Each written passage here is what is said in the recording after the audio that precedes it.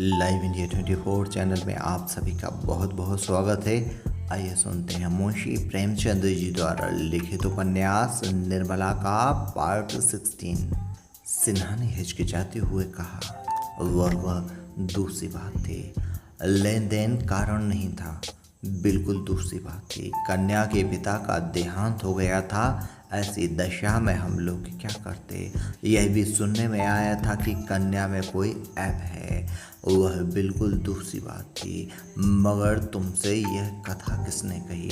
सुधा बोली, कह दो कि वह कन्या कानी थी या कुबड़ी थी, या नाइन के पेट की थी या भ्रष्टा थी। इतनी कसर क्यों छोड़ दी? भला सुनो तो उस कन्या में क्या ऐब था? सिन्हा ने कहा, मैंने देखा तो था नहीं, सुनने में आया था कि उसमें कोई ऐब है। सुधा ने कहा, सबसे बड़ा ऐब यही है कि उसके पिता का स्वर्गवास हो गया था और वह कोई लंबी चौड़ी रकम न दे सकती थी। इतना स्वीकार करते क्यों झेपते हो? मैं कुछ तुम्हारे कान को काट न लूँगी, मगर दो चार फिक्रे कहूँ तो इसे कान से सुनकर उस कान से उड़ा देना। ज़्यादा चीज चपर करूँ तो छड़ी से कान ले सकती हो। औरत जात डंडे ही से ठीक रहती है। अगर उस कन्या में कोई ऐब था तो मैं कहूँगी लक्ष्मी भी बेऐब नहीं। तुम्हारी तकदीर खोटी थी बस, और क्या। तुम्हें तो मेरे पाले पड़ना था। सिन्हा ने कहा, तुमसे किसने कहा कि वह ऐसी थी और वैसी थी? जैसे तुमने किसी से सुनकर मान लिया, वैसे ही हम लोगों ने भी सुनकर मान लिया। सुधा ने कहा, मैंने सुनकर नहीं मान लिया, अपनी आंखों से देखा। ज़्यादा बखान क्या करूं? मैंने ऐसी सुंदर स्त्री कभी नहीं देखी थी। सिन्हा ने व्यग्र होकर पूछा, क्या वह यहीं कहीं है? सच बताओ, उसे कहाँ देखा? क्या तुम्हारे घर आई थी? सुधा ने कहा, हाँ, मेरे घर में आई थी और एक बार नहीं कई बार आ चुकी है। मैं भी उसके यहाँ कई बार जा चुकी हूँ। वकील साहब की बेबी वही कन्या है जिसे आपने ऐबों के कारण त्याग दिया। सिन्हा बोला, सच? सुधा ने कहा, बिल्कुल सच। आज अगर उसे मालूम हो जाए कि आप वही महापुरुष, तो शायद फिर इस घर में कदम न रखे। ऐसे सुशील घर के कामों में ऐसी निपुण और ऐसी परम सुंदरी स्त्री इस शहर में दो ही चार होंगी। तुम मेरा बखान करते हो, मैं उसकी लौंडी बनने के योग्य भी नहीं हूँ। घर में ईश्वर का दिया हुआ सब कुछ है, मगर जब प्राणी ही का मेल नहीं तो और सब रहकर क्या करेगा? धन्य है उसके धैर्य को कि उस बुढ़े खूसट वकील के साथ जीवन के दिन काट रही है। मैंने तो कब का जहर खा लिया होता। मगर मन की व्यथा करने से ही थोड़ी प्रकट होती है। हंसती है, बोलती है, गहने कपड़े पहनती है, पर रोया रोया रोया करता है। सिन्हा साहब ने कहा, वकील साहब की खूब शिकायत करती होगी। सुधा ने कहा, शिकायत क्यों करेगी? क्या हुआ है? उसके पति नहीं है संसार में अब। सबके लिए जो कुछ है वकील साहब, वह बुढ़े हों या रोगी, पर हैं तो उसके स्वामी ही। कुलवंती स्त्रियां पति की निंदा नहीं करती, यह कुलटाओं का काम है। वह उनकी दशा देखकर कुड़ती है, पर मुँह से कुछ नहीं कहती। सिन्हा ने कहा, इन वकील साहब को क्या सूझी थी जो इस उम्र में ब्याह करने चले? सुधा ने कहा, ऐसे आदमी ना हो तो गरीब कुंवारियों की नाव कौन पार लगाएगा? तुम और तुम्हारे साथी बिना भारी गठरी लिए बात नहीं करते तो फिर ये बेचारी किसके घर आए? तुमने यह बड़ा भारी अन्याय किया है और तुम्हें इसका प्रायश्चित करना पड़ेगा। ईश्वर उसका सुहाग अमर करे, लेकिन वकील साहब को कहीं कुछ हो गया तो बेचारी का जीवन ही नष्ट हो जाएगा। आज तो वह बहुत रोती थी। तुम लोग सचमुच बड़े निर्दयी हो। मैं तो अपने सोहन का विवाह किसी गरीब लड़की से करूंगी। डॉक्टर साहब ने यह पिछला वाक्य नहीं सुना, वह घोर चिंता में पड़ गए। उनके मन में यह प्रश्न उठ उठ कर उन्हें विकल करने को लगा था कि कहीं वकील साहब को कुछ हो गया तो आज उन्हें अपने स्वार्थ का भयंकर स्वरूप दिखाई दिया। वास्तव में यह उन्हीं का अपराध था। अगर उन्होंने पिता से जोर देकर कहा होता कि मैं और कहीं विवाह ना करूँगा तो क्या वह उनकी इच्छा के विरुद्ध उनका विवाह कर देते।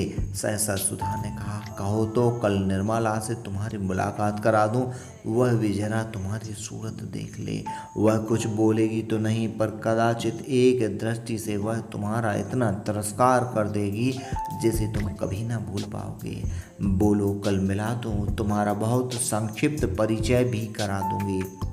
सिन्हा ने कहा, नहीं सुधा, तुम्हारे हाथ जोड़ता हूँ, कहीं ऐसा गजब ना करना, नहीं तो सच कहता हूँ घर छोड़कर भाग जाऊँगा। सुधा ने कहा, जो कांटा बोया है उसका फल खाते क्यों इतना डरते हो। जिसकी गर्दन पर कटार चलाई है जरा उसे तड़पते भी तो देखो। मेरे दादाजी ने 5,000 दिए ना, अभी छोटे भाई के विवाह में 5-6 हजार और मिल जाएंगे, फिर तो तुम्हारे बराबर धनी संसार में कोई दूसरा ना होगा। 11,000 बहुत होते हैं, बाप रे बाप, 11,000 उठा उठा कर रखने लगो तो महीनों लग जाएं। अगर लड़के उड़ाने लगें तो 3 पीढ़ियां तक चलें। कहीं से बात हो रही है या नहीं। इस परिहास से डॉक्टर साहब इतना झेपी कि सिर तक ना उठा सके। उनका सारा वाक चातुर्य गायब हो गया। नन्हा समूह लिए मानो मार पड़ गई हो। उसी वक्त किसी ने डॉक्टर साहब को बाहर से पुकारा। बेचारी जान लेकर भागी स्त्री कितनी परिहास कुशल होती है, इसका आज परिचय मिल गया। और रात को डॉक्टर साहब शायर करते हुए सुधा से बोले, निर्मला की तो कोई बहन है ना। सुधा ने कहा, हाँ, आज उसकी चर्चा तो करती थी, उसकी चिंता अभी से सवार हो रही है। अपने ऊपर तो जो कुछ बीतना था बीत चुका। बहन की फिक्र में पड़ी हुई थी। माँ के पास तो अब और भी कुछ नहीं रहा, मजबूरन किसी ऐसे ही बूढ़े बाबा से गली पर बांध देगी। सिन्हा ने कहा, निर्मला तो अपनी माँ की मदद कर सकती है। सुधा ने तीक्ष्ण स्वर में कहा, तुम भी कभी कभी बिल्कुल बेसिर पैर की बातें करने लगते हो। निर्मा बहुत करेगी तो 200-400 रुपये दे देगी, और क्या कर सकती है।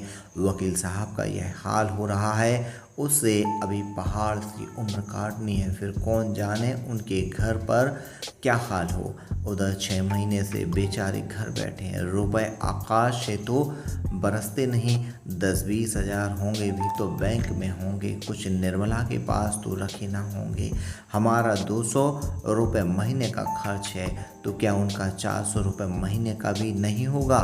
सुधा को तो नींद आ गई, पर डॉक्टर साहब बहुत देर तक करवट बदलते फिरे, फिर कुछ सोचकर उठे और मेज पर बैठकर एक पत्र लिखने लगे।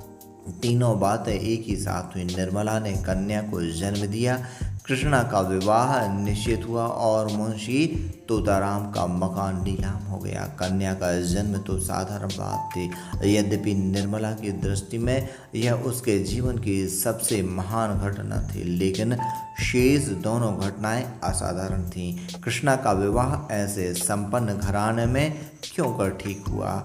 उसकी माता के पास तो दहेज के नाम को कौड़ी भी न थी, और उधर बूढ़े सिन्हा साहब जो अब पेंशन लेकर घर आ रहे थे, बिरादरी में महालोभी मशहूर थे। वह अपने पुत्र का विवाह ऐसे दरिद्र घराने में करने पर कैसे राजी हुए, किसी को सहसा विश्वास न आता था। इससे भी बड़े आश्चर्य की बात मुंशी जी के मकान का नीलाम होना था। लोग मुंशी जी को अगर लखपति नहीं तो बड़ा आदमी अवश्य समझते थे, उनका मकान कैसे नीलाम हुआ। बात यह थी कि मुंशी जी ने एक महाजन से कुछ रुपए कर्ज लेकर एक गांव रहन रख दिया था। उन्हें आशा थी कि साल यह रुपए पाट देंगे, फिर 10-5 साल में उस गांव का कब्जा कर लेंगे। वह जमींदार असल और सूद के कुल रुपए अदा करने में असमर्थ हो जाएगा। इसी भरोसे वह मुंशी जी ने यह मामला लिया था। गांव बहुत बड़ा था, 400-500 रुपये नफ़ा होता था, लेकिन मन की सोची मन ही में रह गई। मुंशी जी दिल को बहुत समझाने पर भी कचहरी न जा सके। पुत्र शोक ने उनमें कोई काम करने की शक्ति ही नहीं छोड़ी। कौन ऐसा हृदय शून्य पिता है जो पुत्र की गर्दन पर तलवार चलाकर चित्त को शांत कर ले। महाजन के पास जब साल भर तक सूद न पहुंचा और उनके बार बार बुलाने पर मुंशी जी उसके पास गए, यहाँ तक कि पिछली बार उन्होंने साफ साफ कह दिया कि हम किसी के गुलाम नहीं हैं, साहू जी जो चाहे करें। तब साहू जी को गुस्सा आ गया, उसने नालिश कर दी। मुंशी जी पैरवी करने भी ना गए। एकाएक डिक्री हो गई। यह घर में रुपए कहाँ रखे थे। इतने ही दिनों में मुंशी जी की साख भी उठ गई थी। वह रुपए का कोई प्रबंध न कर से आखिर मकान नीलाम पर चढ़ गया। निर्मला शौर में थी। यह खबर सुनी तो कलेजा सन्न सा हो गया। जीवन में कोई सुख न होने पर भी धनाभाव भी चिंताओं से मुक्त थी। धन मानव जीवन में अगर सर्वप्रधान वस्तु नहीं तो वह उसके बहुत निकट की वस्तु अवश्य है। अब और अभावों के साथ यह चिंता भी उसके सिर सवार हुई।